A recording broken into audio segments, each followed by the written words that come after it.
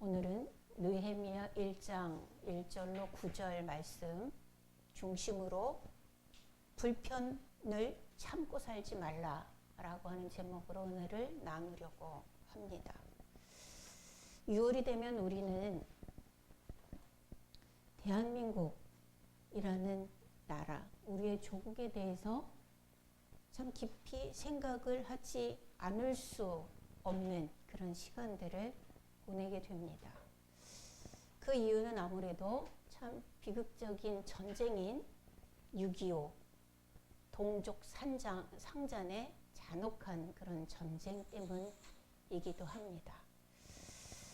그때 1950년의 전쟁이 발발을 했는데 그때는 해방된 지 5년밖에 안 돼서 36년 동안 일본에 의해서 우리가 통치를 받다가 참 잔혹하고 그런 핍박을 받다가 해방되어져서 해방의 기쁨으로 흠뻑 취해 있는 지가 5년밖에 안 돼서 어떤 다른 외세의 침입이나 다른 어떤 국가의 위기를 생각할 여력이 없는 그 시기에 전쟁이 났기 때문에 더 참혹했던 것 같습니다. 준비가 안 돼 있었죠. 맨 처음에는 뭐 군인들이 싸웠지만 역부족이죠. 세계에서 도와주고 이렇게 했는데 그때 당시 우리는 일제시대 때도 그랬지만 굉장히 나라를 지키려고 하는 마음은 기본적으로 국민들이 가지고 있었던 것 같습니다. 지금 우리는 여기서 이렇게 평안하게 살고 있기 때문에 잘 모르지만 외국 나가보면 다 애국자 된다고 하잖아요. 그죠? 태극기만 봐도 눈물이 글썽하고 지가 언제 태극기에 그렇게 감격했다고. 예, 태극기만 보면 눈물이 글썽하고 가슴이 뭉클해지고 한국 사람만 만나면 무슨 친척 만나든 형제 자매 만나든 반갑다고 얘기하고 이런 애국자들이 되는데 이 나라가 위기에 처하니까 국민들이 다 그런 마음을 가지고 나라를 지키기 시작했습니다. 있는 사람이나 없는 사람이나 나이가 든 사람이나 어린 아이들까지.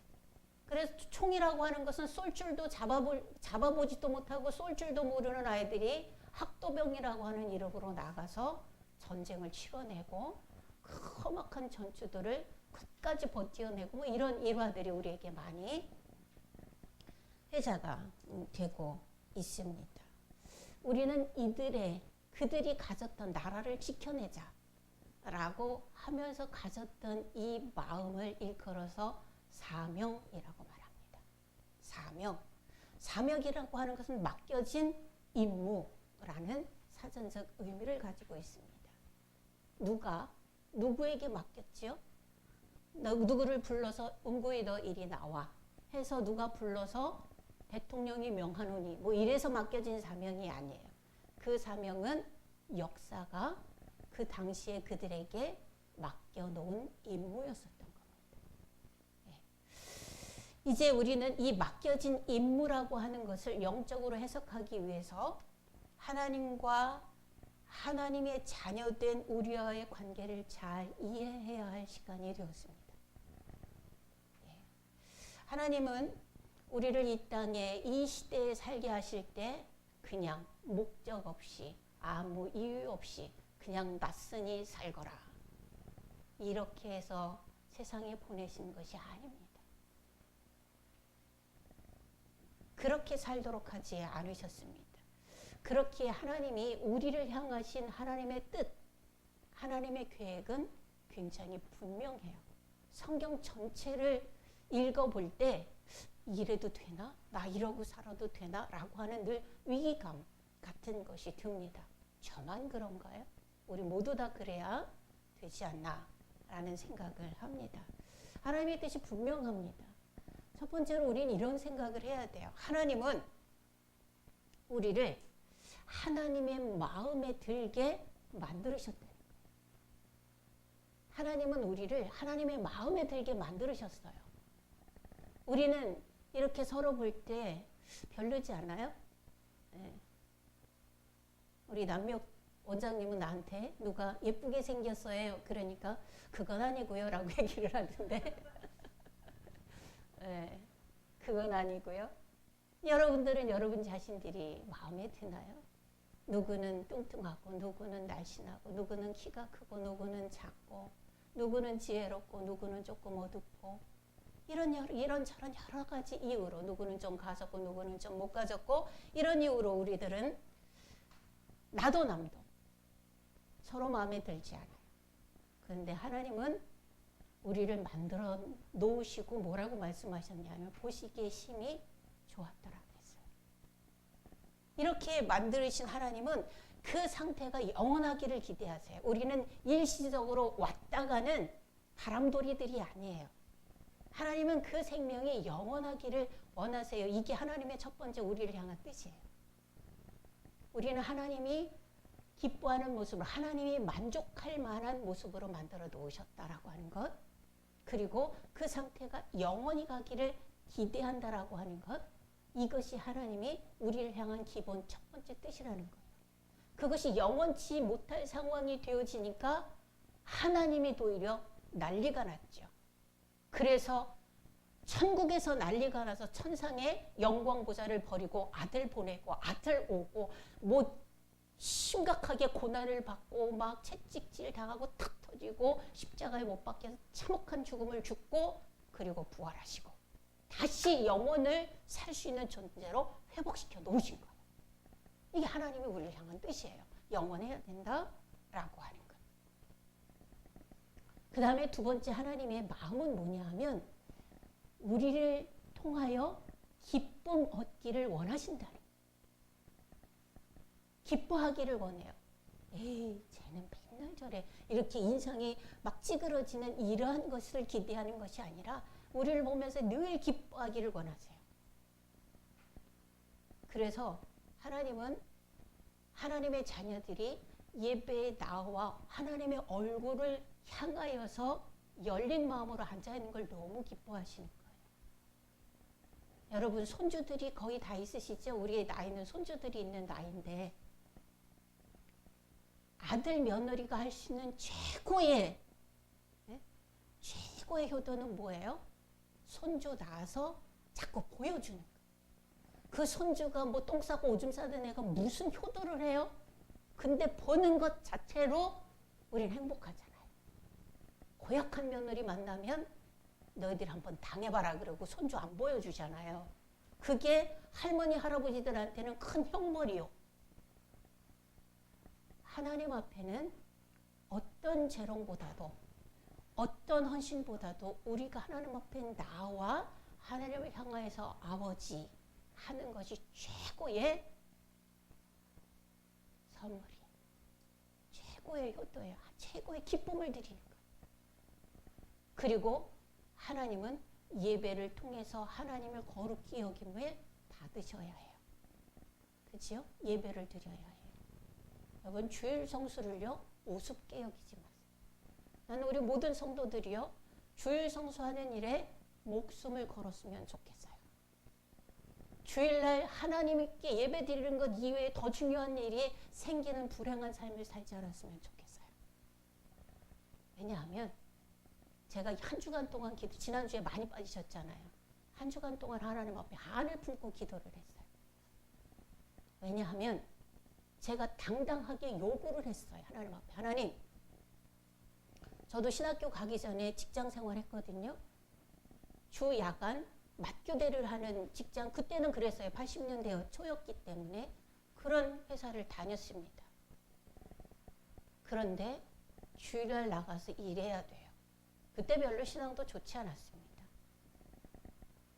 그런데 주일 성수를 해야 된다는 거는 알고 있었죠. 나도 모태 신앙이니까. 예, 그때는 못해가 아니라 못해 신앙이었기는 하지만요. 그때 그런 생각을 했습니다. 나는 솔직히 말해서 이렇게 설교하고 사역하려고 목회자가 된 게 아니에요. 첫 번째 이유는 뭔 줄 아세요? 주일날 교회 가고 싶어서. 내가 그때 생각했어요. 하나님, 내가 주일날 평생 교회 안 가면 안 되는 직업이 뭐죠? 생각해 봤더니 목회자더라고요. 안 가면 안 되는. 직업이 뭐죠? 목회자더라고요. 그리고 두 번째는 내가 성경 공부하는 걸 좋아해요. 내가 배우는 거를 좋아해요. 성경을. 그래서 기도했어요. 하나님, 이왕에 그러면 내가 주일 성수를 하려고 그 길을 가는데 교수들을, 최고의 교수들을 붙여주세요. 제가 이 얘기는 여러분들에게 했어요. 최고의 교수를 붙여주세요. 그래서 내가 최고로 잘 가르치는 교사가 되게 해주세요. 라고 얘기를 했어요. 두 가지예요. 제가 이 길을 가는 이유는 두 가지예요. 근데 하나님은 약속을 지키셨어요. 제가 주일 성수 하도록 이 길을 가도록 허락해 주셨고, 그리고 두 번째는 제가 신학교 4년, 대학원 3년 다니는 동안에 최고의 교수들이 와서 붙었어요. 예, 이름 없는 신학교일지도 몰라요. 최고로 좋은 학교 아니지만, 그러나 저를 가르친 교수들은 최고의 교수들이, 필요하면 미국에서 유학으로 공부하고 있는 교수가 잠깐 한국에 나와서 6개월 동안 가르치고 들어가는 그런 일도 있었어요. 그 교수를 대학원에서 또 만났어요. 이런 놀라운, 그분이 총장이에요. 그분이 그때 저를 이름을 기억하더라고요. 저 공부 잘했거든요. 그래서 기억하는 건 아닐 거고 은혜지요. 자, 이렇게 해서 저는 주일 성수를 하는 것을 목숨을 걸었어요. 그래서 일주일 동안 그 기도를 해서, 하나님, 성도들은 목회자를 닮는다는데, 자식이 부모를 닮는 것처럼 성도들은 목회자를 닮는다는데, 나는 주일 성수에 대한 소원이 있는데 우리 성도들은 왜 그게 없어요? 하나님, 이게 어떻게 된 거야? 이게 안 맞잖아요. 그러면 여러분, 우리 큐티 할 때 그렇게 얘기하죠. 주장해야 될 약속이 있는가 보자 라는 것이 세 번째 있잖아요. 제가 주장했습니다. 하나님, 나는 주일 성수를 하려고, 내가 진짜 병원에 끌려가서 기계를 잔뜩 달고 있지 않는 한은 내가 교회에 와서 앉아있는 것을 최고의 기쁨으로 여기는 사람인데, 지금도 주일날 교회에 와서 앉으면 감격스러워요. 저는 예배당에 나와서 내가 예배를 드릴 수 있다는 것이 너무 감격스러워요. 근데 우리 성도들은 왜 그런 말을 하지 않아도 자식이 부모를 닮는 것처럼 닮는다는데 이 영적 흐름이 왜 안 내려가는 거예요? 어디가 막혔어요? 내가 하나님 앞에 따졌습니다.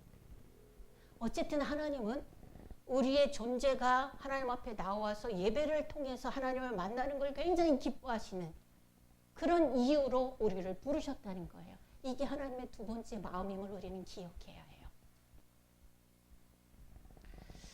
그 다음에 세 번째는 뭐냐면, 하나님이 여러분들을 향해서 가지는 기대의 마음은, 여러분들, 우리가 예수님을 닮기를 그렇게도 원하신다는 거예요. 너희 안에 이 마음을 품으라. 곧 그리스도 예수의 마음이니. 예수님의 마음을 품고 예수님이 행하셨던 것처럼 그렇게 행하라라고 하는 거예요. 하나님 그걸 기대해요. 우리 안에 예수로 생명을 넣으셨잖아요. 우리 다 예수님을 영접했지요? 그래서 새 생명을 얻었잖아요. 하나님의 나라에 들어가지 못하는, 하나님 세계에 들어가지 못하는 언저리 인생 외 바깥의 생명을 가진 사람들이었는데, 예수님을 영접함으로 인해서 우리가 하나님의 계획한 세계 안에 들어갈 수 있는 자격을 얻었잖아요. 이제 우리는 그 안에 들어가서, 밀고 들어가서 우리가 하나님의 세계의 것들을 누리며 이 땅을 살다가 그 세계에 온전히 들어갈 거예요. 그러는 그 예수 생명을 가지고 우리가 이제 어떻게 해야 되는가? 예수 그리스도처럼 행해야 된다는 거예요. 나 중심의 삶이 아니라 타인 중심의 삶. 내 요구, 필요를 채우는 것이 아니라 다른 사람의 필요를 채움. 섬김, 헌신, 봉사, 하나님께서 맡기신 일을 감당함. 이런 예수님을 닮아가라 라고 하는 것이 하나님은 우리를 향한 기대의 세 번째 마음입니다. 네 번째가 있습니다. 그것은 뭐냐면, 인생을 분명한 목적을 가지고 살아라. 이리 흔들 저리 흔들 만취한 사람들이 운전할 때 차가 막 흔들린다면서요. 네. 만취한 사람들이 길을 걸어가면 자기는 똑바로 걸어가는데 이리 왔다 저리 왔다 하고, 어떤 사람은 뭐 아스팔트가 이렇게 선다는데요. 그래갖고 아스팔트하고 싸운다는데요. 예. 여러분들은 만취했을 때 어떨는지 모르겠어요? 과거에 경험이 있으신 분들이 얘기해 볼까요? 예. 바닥이 막 벌떡 일어나기도 하고 나무가 막 사람으로 보이면서 막 시비를 걸어서 그 나무하고 막 뒤집이를 하고 싸우기도 하고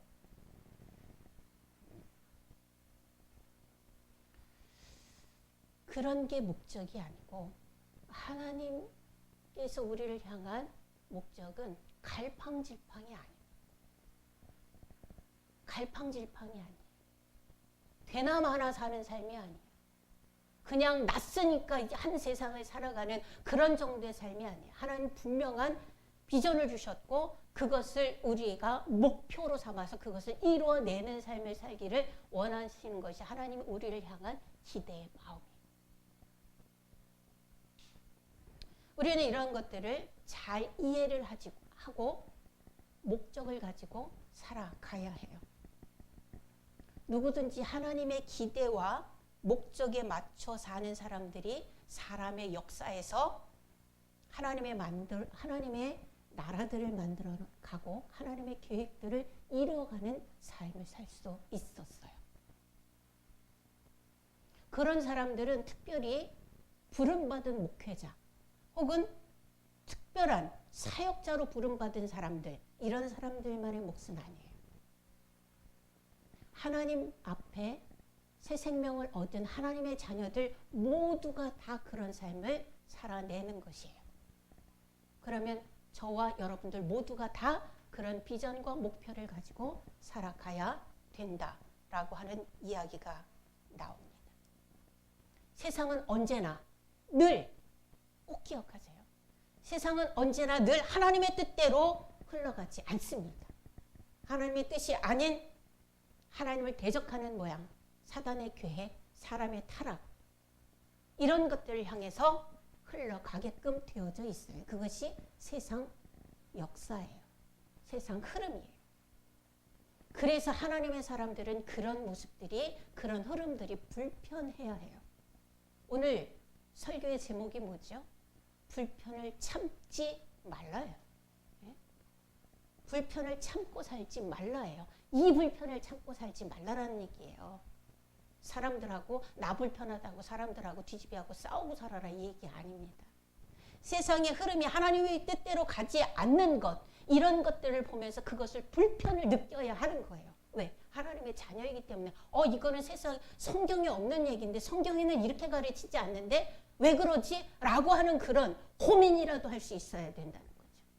그 불편 때문에 내가 거기에 기도하며 도전하고 거기에 그 불편한 그곳에 하나님의 복음의 씨를 뿌리고 내려서 거기가 하나님의 계획대로 흘러갈 수 있도록 통로를 만들어 놓는 것, 이것이 하나님의 자녀들이 이 땅을 살면서 생명을 가지고 해야 될 일이다 라고 하는 겁니다.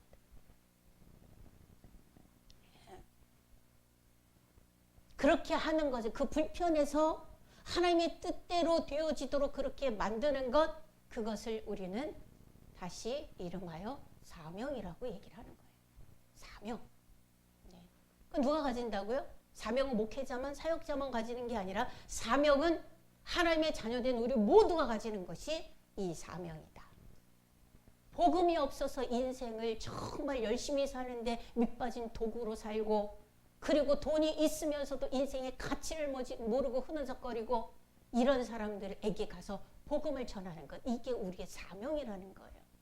어떤 공동체가 있습니다. 내가 소속되어진 공동체가 있습니다. 이 공동체가 하나님을 모르는 채 자꾸 하나님의 것을 자기의 것들인 양 그렇게 그냥 사용하고 흥청망청하고 지 멋대로 사용하는 그런 것들을 보면서 너무나 불편해서 그것은 아니야 라고 얘기를 하고 그 공동체의 전체적인 흐름을 바꿔놓는 것, 이것이 우리가 가진 사명이라는 얘기예요. 이것이 우리의 생의 목표이어야 한다라고 하는 겁니다. 우리는 그 예로 지금 느헤미야를 보려고 하는 거예요. 느헤미야는 어떤 사람이었고 어떤 일들을 해냈는가 한번 우리 성경을 다시 보면서 한번 보십시다. 오늘 1장 2절로 4절 다시 한번 읽습니다. 같이 읽습니다. 시작.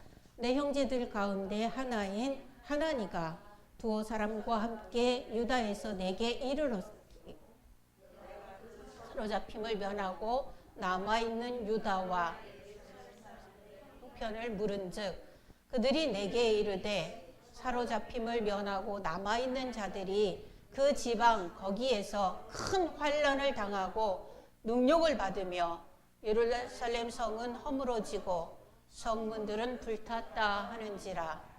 내가 이 말을 듣고 앉아서 울고 수일 동안 슬퍼하며 하늘의 하나님 앞에 금식하며 기도하여. 아멘.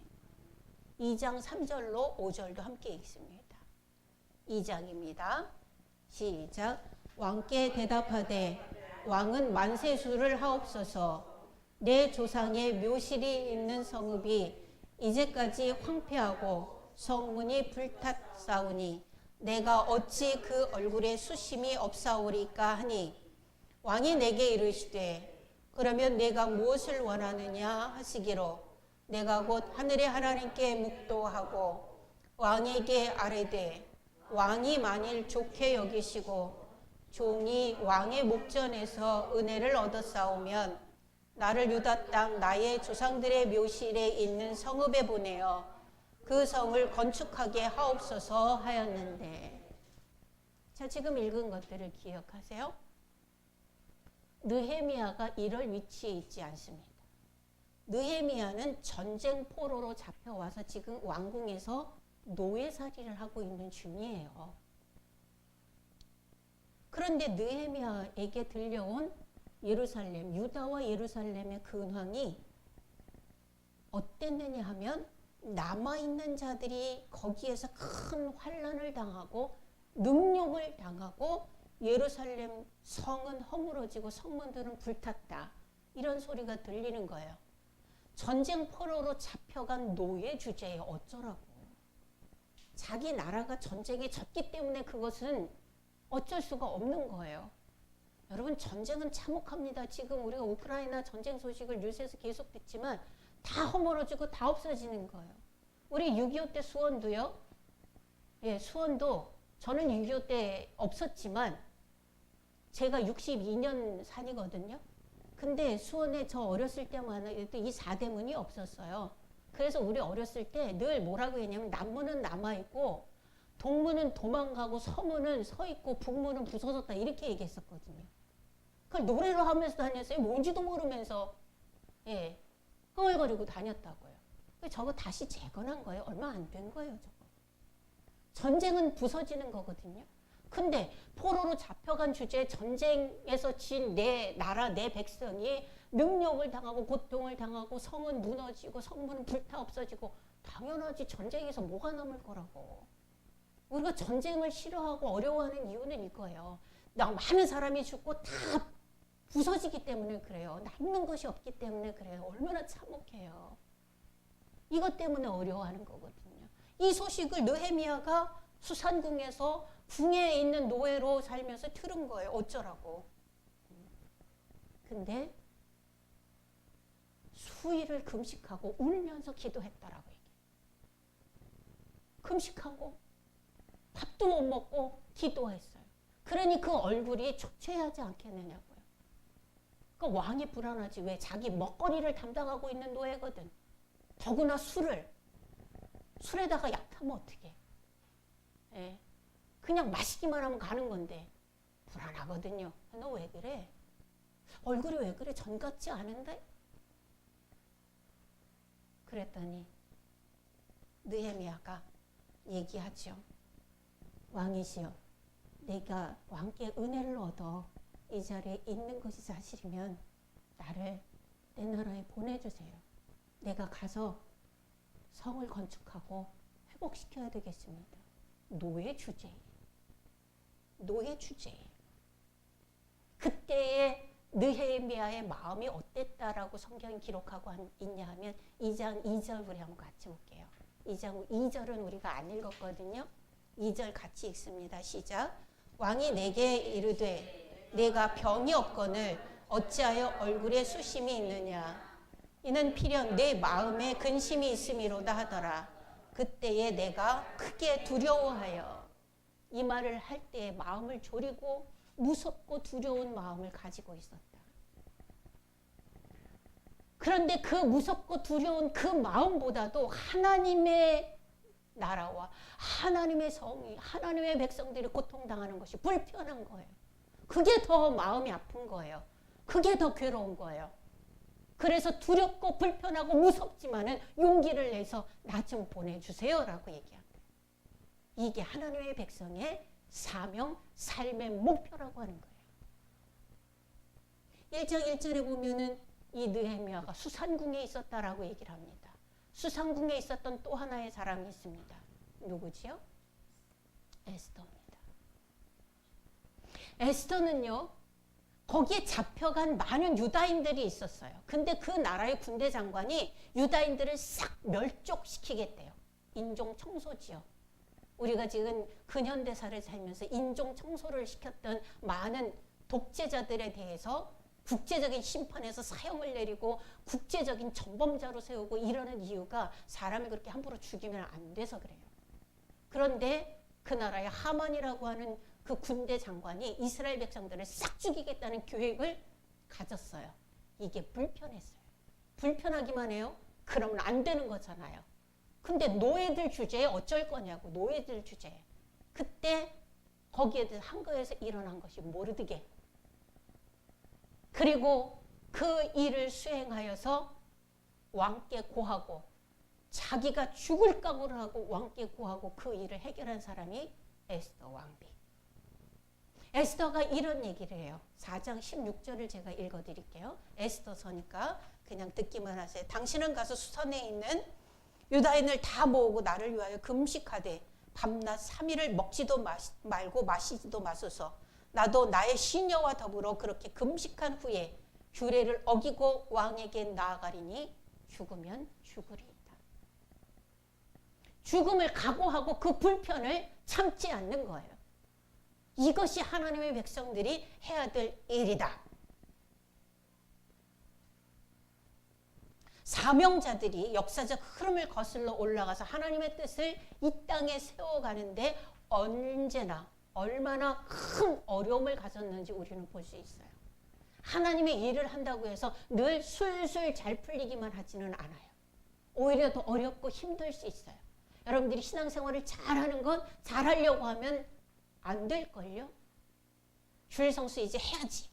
마음 먹으면 그것도 영적인 습관이라 제대로 안 될 거예요. 그거는 영적 싸움을 싸워야 돼요. 옛날에 어느 권사님이 그런 얘기를 하더라고요. 늘 늦게 와. 꼭 늦게 오는 사람들은 5분 안에 와요. 5분에서 10분 사이에 와요. 그래서 어떤 목사님이 그랬다고요. 우리 성도들은 다 교회 근처에 사는 줄 알았다고. 예배 시작하면 5분에서 10분 안에 많이 들어오니까.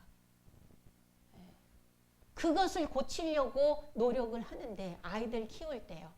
일찍 아주 마음에 작정을 하고 일찍 준비를 하고 30분 전에 딱 나서려고 하는데 애기가 똥을 싸더래. 그래서 권사님이 애가 똥을 싸서라도 그 시간은 꼭 채우더라. 그래서 꼭 늦었다 이런 얘기를 해요.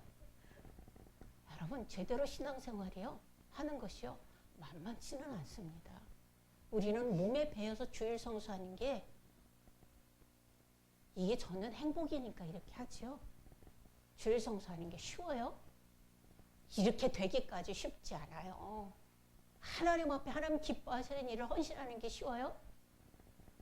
음화정 집사님 지금 우리 개척하고 지금 계속 매주일 아무리 힘들어도 출장을 갔다가라도 밤 늦게 와서 청소하고 주일 딱 맞게 하잖아요. 깨끗하게 일치하잖아요.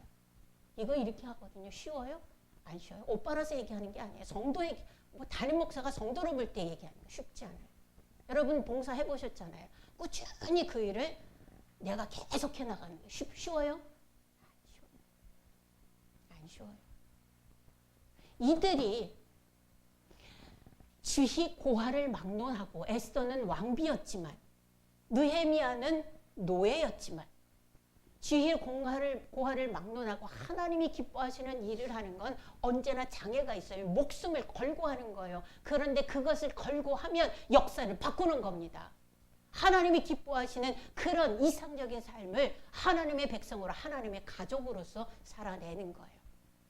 그래서 저는 부탁하는 겁니다. 나는 확신하기는 하나님 앞에 소원을 갖고 있기는 우리가 모두 하나님의 가족이라는 생각을 늘 하고 있기 때문에 제가 우리 단톡에 뭐라고 올려요?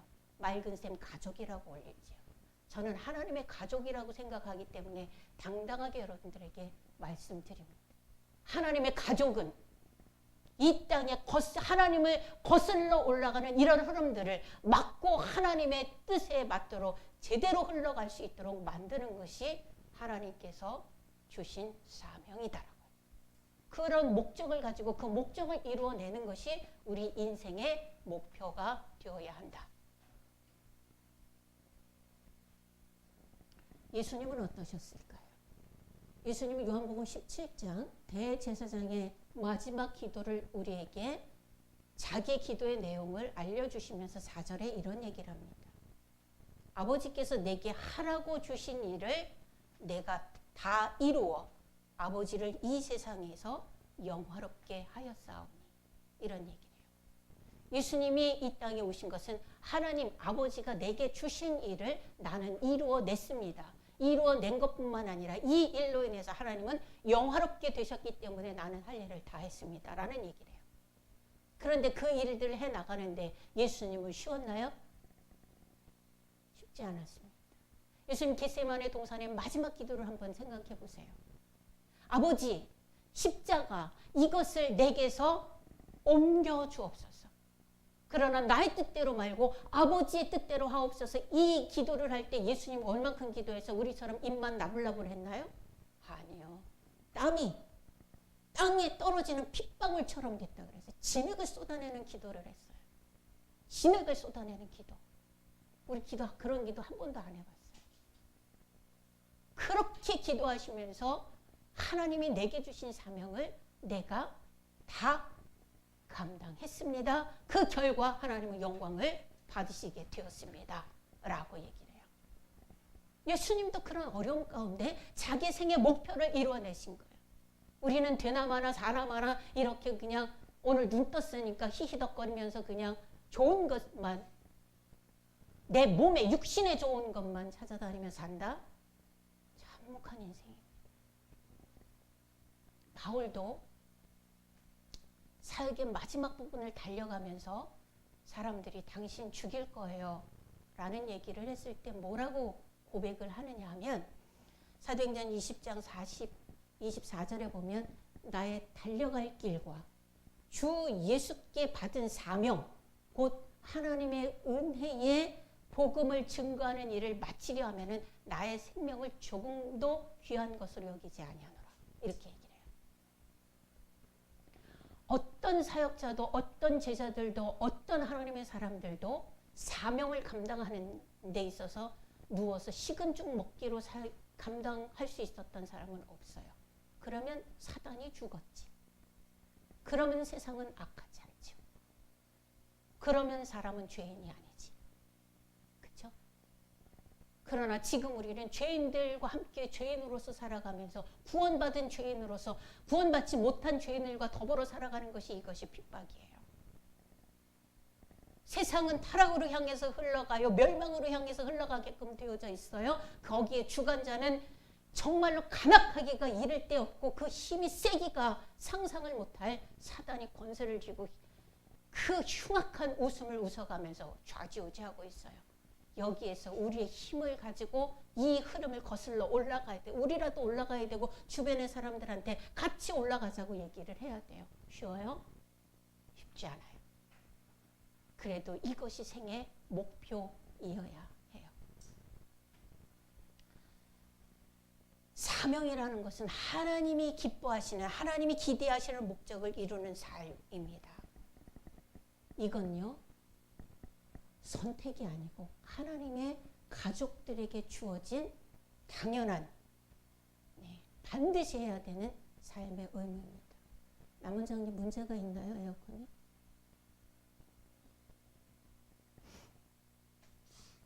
어렵다, 힘들다 이렇게 생각하면 안 돼요.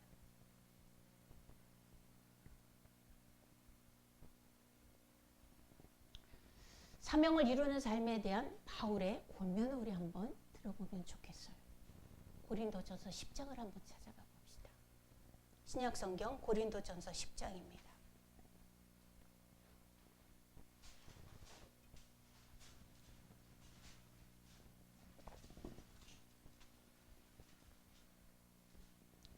고린도전서 10장 23절로 24절.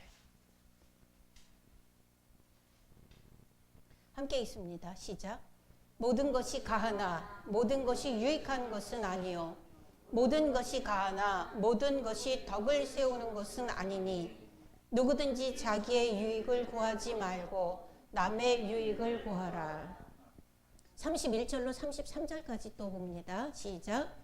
그런즉 너희가 먹든지 마시든지 무엇을 하든지 다 하나님의 영광을 위하여 하라.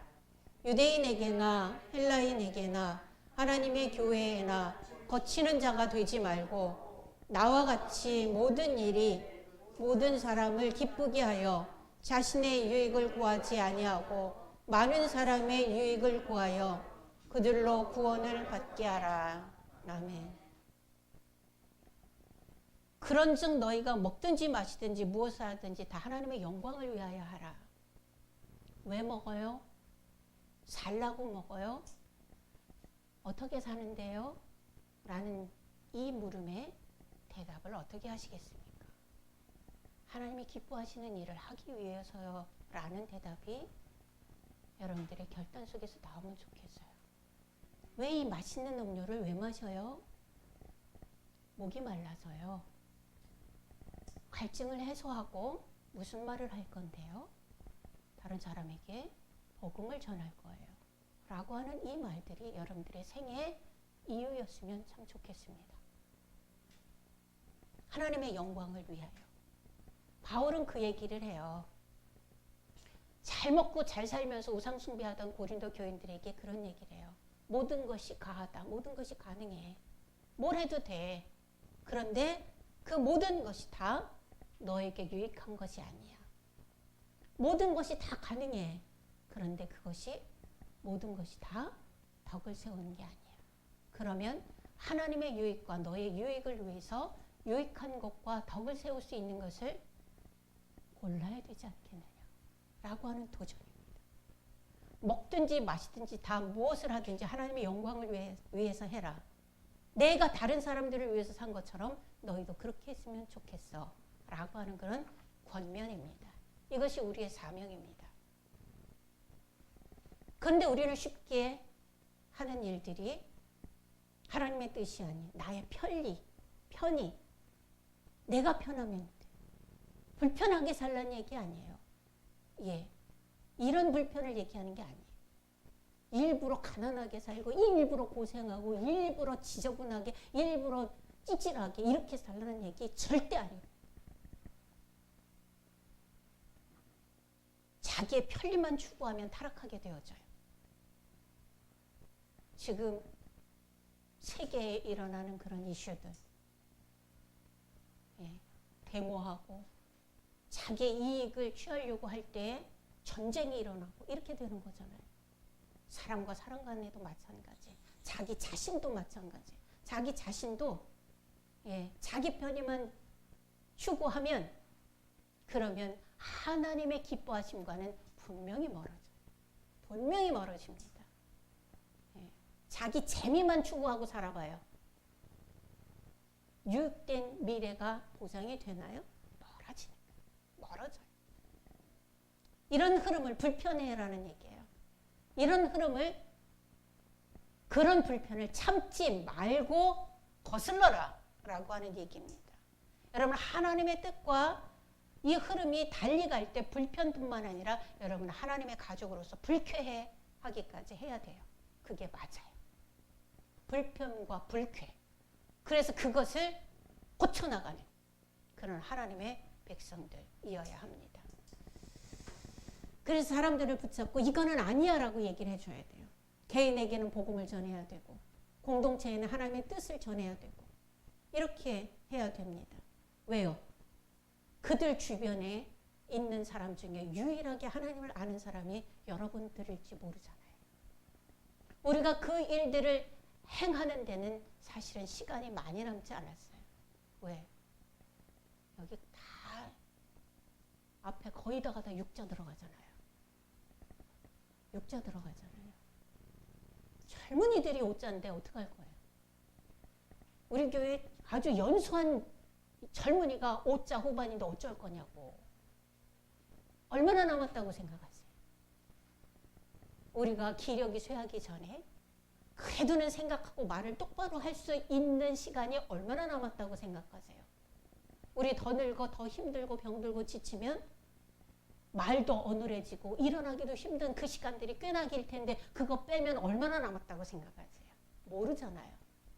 그러니까 오늘이 내가 지혜롭게 하나님의 감동을 받아서 전할 수 있는 은혜를 끼칠 수 있는 마지막 날이라고 생각하고 해야 돼요. 그렇게 해야 돼요. 여러분 왜 우리가 계속 지금 사명 하고 얘기를 하는 줄 아세요? 우리 모두 다 천성을 향해서 걸어가고 있는데 그 천성을 향해서 걸어가는 삶의 질을 결정을 해요. 제가 아침에 올 때 저기 탑동초등학교를 지나서 오거든요. 근데 대부분의 아이들을 요즘은 엄마들이 학교까지 늘 데려다 주대요.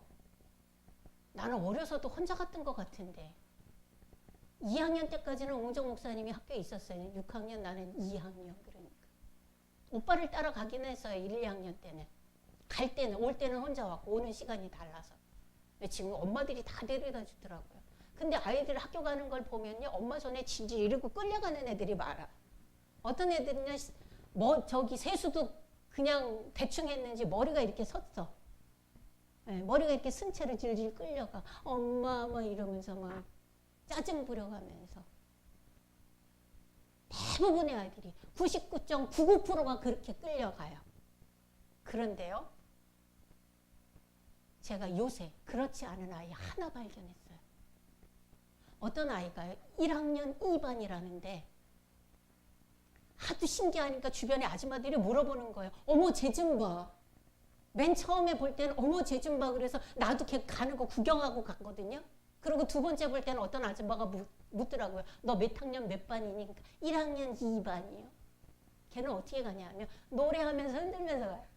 학교로 가는데 노래하면서 막 걔는 또 분홍 핑크 공주인가 봐요. 핑크색 옷을 뭘 입든지 하여튼간 뭐 그냥 티 쪼가리를 입어도 핑크색을 입더라고요. 근데 걔는 노래하면서 막 이러고 가요. 신나가지고. 근데 빨리도 안 가. 노래하면서 막 이러고 가요. 근데 엄마들이 다 신기한 거예요. 어머 쟤 좀 봐. 어떤 놈은 학교를 가다가 뒤로 돌아오는 놈도 있어. 우리 학교 오는 놈들이 그런 놈들이잖아요. 뒤를 돌아와. 딴짓하다가 학교 안 가. 못 가. 우리 한번 그 생각해보세요. 우리 다 천성을 향해서 지금 다 걸어가고 있어요. 근데 걸어가는데 하나님께서 정말 하라고 주신 그 부탁이 있어요. 그걸 우리가 사명이라고 지금 얘기하는 거거든요. 그 부탁을 지키면서 신나서 전성을 향해 가는 성도들아. 노래하면서 가는 사람이 있는가 하면 끌려가는 인간이 있고 어떤 놈은 빽 하고 뒤로 돌아가는 놈도 있고. 여러분 우리는 하나님의 품 안에 살다가 하나님의 나라에 들어갈 거예요. 흥청망청 좌충우돌 이렇게 흐르적거리면서 자기 육신만 있는 사람처럼 살지 않으면 좋겠습니다. 그러지 않았으면 좋겠어요. 하나님의 기대는 어디에 있어요? 하나님 기대 첫 번째를 제가 얘기했잖아요.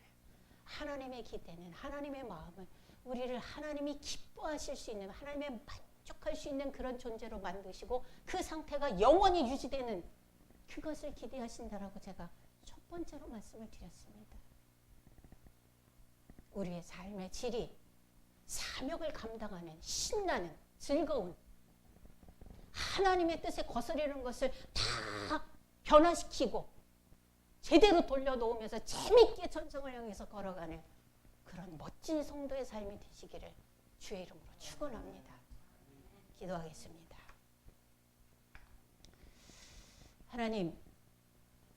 하나님의 자녀들이 여기에 하나님의 가족으로 나와 앉아 있습니다.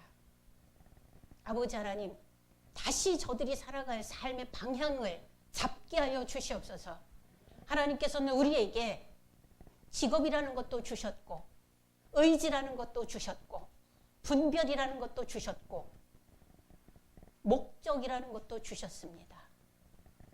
우리에게 인격이라는 것도 주셨습니다. 이 모든 것들을 다 사용하여 하나님께서 기대하시는 바, 하나님께서 주신 사명 감당하며 나아갈 수 있는 저들이 결단이 있어지게 하시고 천상을 향하여서 걸어가는 그 길이 즐겁고 재미난 길 되게 하여 주옵소서. 예수 그리스도 이름으로 기도하옵나이다. 아멘.